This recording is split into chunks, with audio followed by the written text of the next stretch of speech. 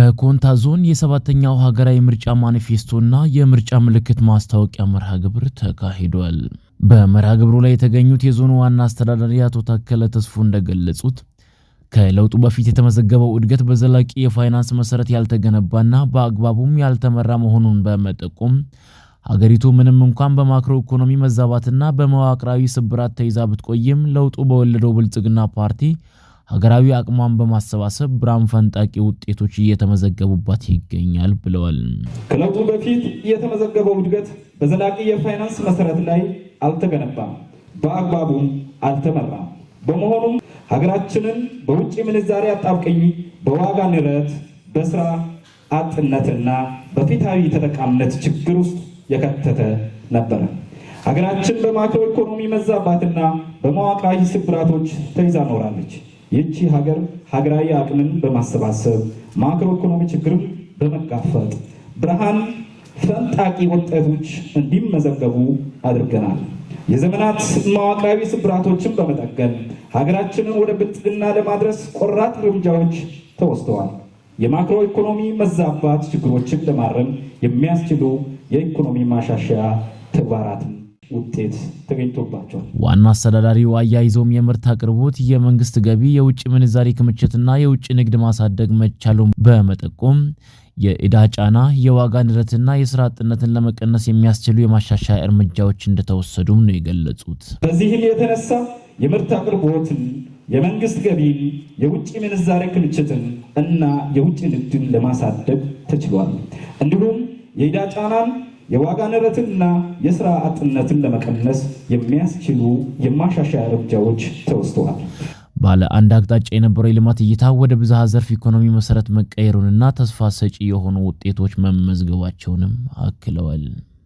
የልማት አቅጣጫችን ከአንድ ዘርፍ መሪነት እና ትኩረት ወደ ብዝሃ ዘርፍ የኢኮኖሚ መሰረቶች ተቀይሯል።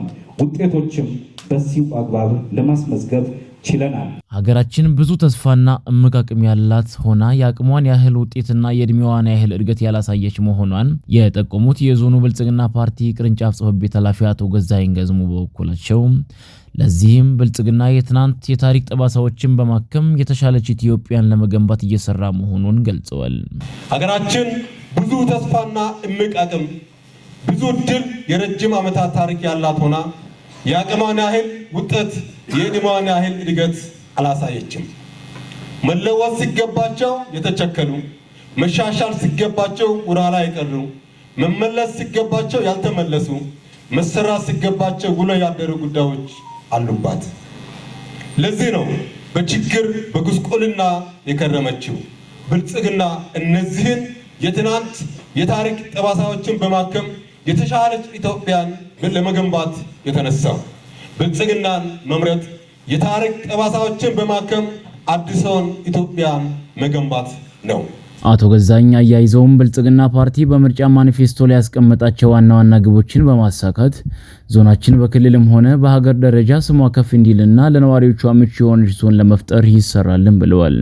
ፓርቲያችን በማኒፌስቶ ላይ ያስቀመጣቸውን ዋና ዋና ግቦችን በማሳካት ዞናችን በክልልም ሆነ በሀገር ደረጃ ስሟ ከፍ እንዲል፣ ማህበራዊ፣ ፖለቲካዊና ኢኮኖሚያዊ ፍላጎቶች እንዲሟሉ፣ የዞናችን ሕዝብ አንገቱን ቀና አድርጎ መናገር የሚችልበት ያደገች የተዋበችና ለዞናችን ሕዝብ በሙሉ የተስማማች ኮንታን ለሚቀጥለው ትውልድ ለማሻገር ከምንም ጊዜ በላይ ጠንክረን እንሰራለን።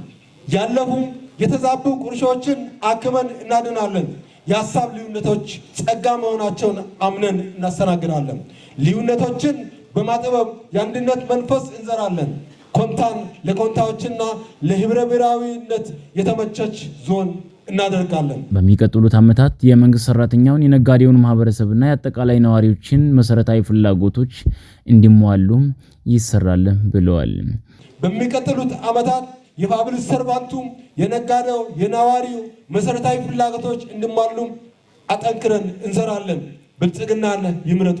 ህልሞን ይኑሩ። በመድረኩ የዞኑ ዋና አስተዳዳሪ አቶ ታከለ ተስፉ፣ የዞኑ ብልጽግና ፓርቲ ቅርንጫፍ ጽሕፈት ቤት ኃላፊ አቶ ገዛኸኝ ገዝሙን ጨምሮ ሌሎች የክልልና የዞን ከፍተኛ አመራሮች፣ የፓርቲው አባላትና ደጋፊዎች እንዲሁም ጥሪ የተደረገላቸው እንግዶች የተገኙ ሲሆን በመድረኩ የተለያዩ የኪነ ጥበብ ስራዎችም ቀርበዋል።